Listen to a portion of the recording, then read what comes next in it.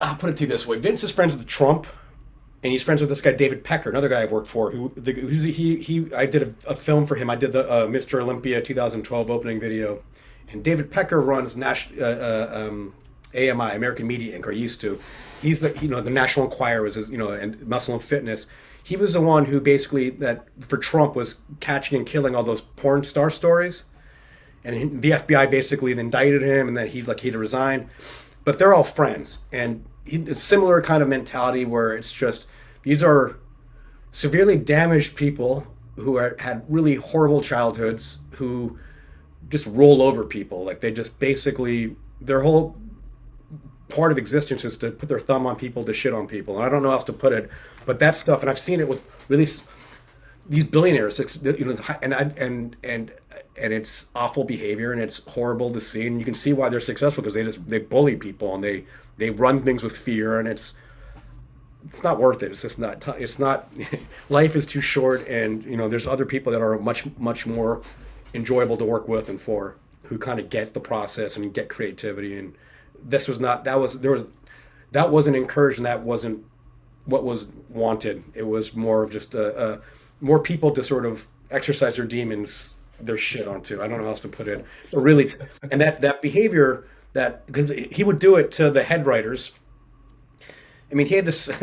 Vince had this thing where he'd have meetings with the head writers and a writing assistant like at Friday. He'd call the meeting like at 5 p.m.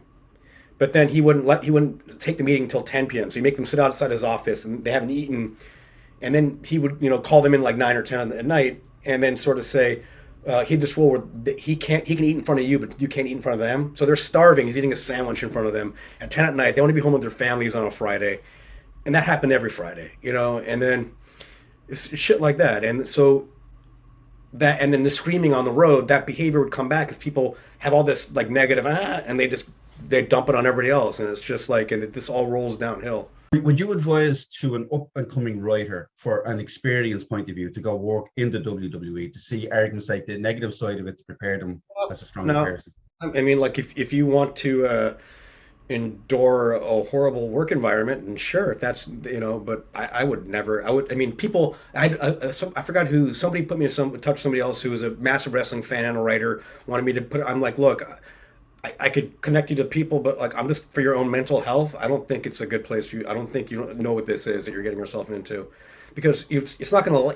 You're not gonna last in that environment, and if you do, you're gonna be miserable.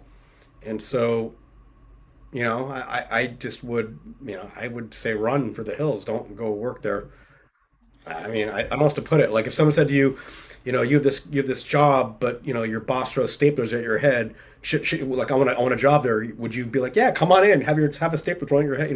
Not that that happens, but it's like I know people worked for Scott Rudin, and they finally got to tell their story after the fact, and it was like horrible for them.